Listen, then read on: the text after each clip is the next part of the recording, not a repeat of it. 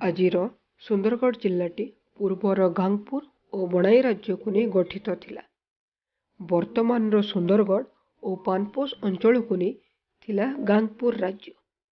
ଓଡ଼ିଶାର ଆୟତନ ତଥା ଜନସଂଖ୍ୟା ଦୃଷ୍ଟିରୁ ଏହି ଗାଙ୍ଗପୁର ଥିଲା ପଞ୍ଚମ ବୃହତ୍ତମ ରାଜ୍ୟ। ରାଜ୍ୟରେ ଅଧିକାଂଶ ଆଦିବାସୀ ଓ ହରିଜନ ଶ୍ରେଣୀର ଲୋକେ ବସବାସ କରୁଥିଲେ। ସେମାନଙ୍କ ମଧ୍ୟରେ ମୁଣ୍ଡା ଓ ଓରାଙ୍ଗ ଜାତିର ଜନଜାତି ଅଧିକ ଥିଲେ।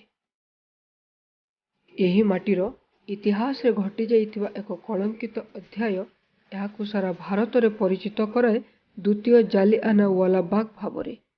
ଏହି ଗୁଳିକାଣ୍ଡ ଆମକୋ ସିମକୋ ଗୁଳିକାଣ୍ଡ ଭାବରେ ମଧ୍ୟ ପରିଚିତ। ଆଜିର ଏହି ବିଶେଷ ଉପସ୍ଥାପନା ଏହି ଆମକୋ ସିମକୋ ଗୁଳିକାଣ୍ଡ ଉପରେ।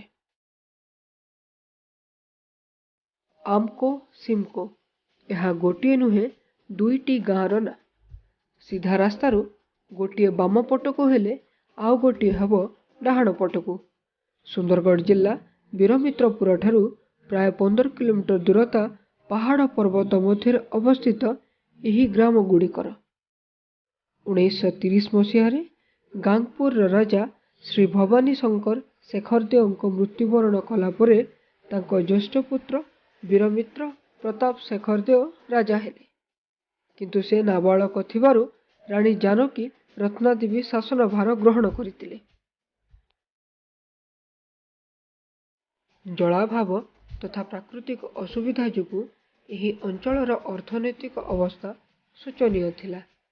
କୃଷିଜାତ ସହିତ ଜଙ୍ଗଲଜାତ ଦ୍ରବ୍ୟ ଅର୍ଥ ଉପାର୍ଜନର ମୁଖ୍ୟ ସ୍ରୋତ ଥିଲେ। ଏହି ଅଞ୍ଚଳରେ ଖୁଣ୍ଟି କଟା ପ୍ରଥା ଚଳି ଆସୁଥିଲା। ଏହି ପ୍ରଥା ଅନୁଯାୟୀ ଆଦିବାସୀମାନେ ଜଙ୍ଗଲ ସଫା କରି ଚାଷ କରୁଥିଲେ ଏବଂ ଏଥିପାଇଁ କିଛି କର ଦେବାକୁ ପଡୁନଥିଲା। କିନ୍ତୁ 1923 ମସିହାରୁ ଏହି ଜମି ଉପରେ ଖଜଣା ଆଦାୟ ଆରମ୍ଭ କରାଗଲା, ଯାହା 1937 ମସିହା ବେଳକୁ ପାଖାପାଖି ଦ୍ୱିଗୁଣିତ ହୋଇଥିଲା। ଏହି ସମୟରେ ମୁଣ୍ଡାମାନେ ରାଜଦରବାର ତଥା ସମ୍ବଲପୁରର ପଲିଟିକାଲ ଏଜେଣ୍ଟଙ୍କୁ ନିଜର ଆପତ୍ତି ଜଣାଇଲା ପରେ ମଧ୍ୟ କିଛି ଲାଭ ପାଇନଥିଲେ। ଏହା ବିରୁଦ୍ଧରେ ସ୍ଥାନୀୟ ଆଦିବାସୀ ନେତା ଶ୍ରୀ ନିର୍ମଳ ମୁଣ୍ଡା ଆନ୍ଦୋଳନର ଡାକରା ଦେଇଥିଲେ। ସଭା ପାଇଁ ରାଣୀ ନିଜର କର୍ମଚାରୀଙ୍କୁ ପଠାଉଥିବା ବେଳେ ସ୍ଥାନୀୟ ଆଦିବାସୀ ସଭା ବର୍ଜନ କରୁଥାନ୍ତି। ପରିସ୍ଥିତି ଅଣାୟତ୍ତ ହେବାରୁ ରାଣୀ ନିଜେ 1939 ମସିହା ଫେବୃଆରୀ 9 ତାରିଖ ଦିନ ସରଗପଲ୍ଲୀଠାରେ ଏକ ବିରାଟ ସଭାର ଆୟୋଜନ କରିଥିଲେ। କିନ୍ତୁ ସେଥିରେ ମଧ୍ୟ ଲୋକଙ୍କ ଆବେଦନ ପ୍ରତି ନିଷ୍କ୍ରିୟ ରହିଥିଲେ। କାଳକ୍ରମେ 1939 ମସିହାର ଏହି ପ୍ରଜା ଆନ୍ଦୋଳନ ତୀବ୍ର ରୂପ ଧାରଣ କରିବାକୁ ଲାଗିଲା। ଏହି ବର୍ଷ ମାର୍ଚ୍ଚ ମାସ 30 ତାରିଖରେ ଏକ ସଭାକୁ ପ୍ରଜାମାନେ ବର୍ଜନ କରିଥିଲେ। ଏହି ସମୟରେ ନିର୍ମଳ ମୁଣ୍ଡା ଜଣେ ଚୌକିଦାରକୁ ମାରି ଆହତ କରିବାର ଏକ ଖବର ବ୍ୟାପିଥିଲା। ଏପ୍ରିଲ ମାସ 18 ତାରିଖରେ ପୁଲିସ ନିର୍ମଳଙ୍କୁ ଗିରଫ କରିବା ପାଇଁ ଆସିବା ସମୟରେ ଜନତା ବାଧା ଦେବା ସହ ନିର୍ମଳଙ୍କୁ ରାଜା ବୋଲି ଘୋଷଣା କରିଥିଲେ। ଏପ୍ରିଲ ମାସ 25 ତାରିଖରେ ଏକ ସଭା ନିମନ୍ତେ ରାଜପ୍ରତିନିଧି ତଥା ଇଂରେଜ ସରକାର ଖବର ଦେଲେ। ସେହିଦିନ ପାଖାପାଖି 3000 ଲୋକ ଆଖପାଖ ଗ୍ରାମରୁ ଆସି ଆମକୋ ଓ ସିମକୋ ଗ୍ରାମ ପାଖରେ ଥିବା ପଡ଼ିଆରେ ରୁଣ୍ଡ ହେଲେ। Assistant political agent lieutenant E.W. ମାଗର ପୁଲିସ ବାହିନୀ ଓ SDOଙ୍କ ସହିତ ପହଞ୍ଚିଥିଲେ। ସେଠାରେ ଉପସ୍ଥିତ ଜନତାଙ୍କ ମଧ୍ୟରୁ କିଛି ଜଣଙ୍କୁ ମାଗୋର ମାଣ୍ଡ ମାରି ନିର୍ମଳ ମୁଣ୍ଡା କିଏ ବୋଲି ପ୍ରଶ୍ନ କରିଥିଲେ। ଏ ସମୟରେ ଉପସ୍ଥିତ ସମସ୍ତେ ମୁଁ ନିର୍ମଳ ମୁଣ୍ଡା ବୋଲି ଉତ୍ତର ଦେଇ ତାଙ୍କୁ ବ୍ୟତିବ୍ୟସ୍ତ କରିଦେଲେ। ଏହାପରେ ନିକଟରେ ଏକ ଚାଳଘର ତାଙ୍କୁ ଦୃଶ୍ୟମାନ ହୋଇଥିଲା। ସେହି ଚାଳ ଘରେ ନିର୍ମଳ ମୁଣ୍ଡା ଥିବ ଭାବି ସେ ସେଠାରେ ପହଞ୍ଚିଥିଲେ। ତା ଭିତରକୁ ପଶିବା ବେଳେ ବାଉଁଶ ଖଣ୍ଡେ ଲାଗି ମୁଣ୍ଡର ଟୋପି ଗଳି ପଡ଼ିଲା ଏବଂ ମୁଣ୍ଡରୁ ରକ୍ତ ବୋହିଲା। ସେ ଭାବିଲେ କିଏ ଆସି ତାଙ୍କୁ ପଛରୁ ଆକ୍ରମଣ କରୁଛି।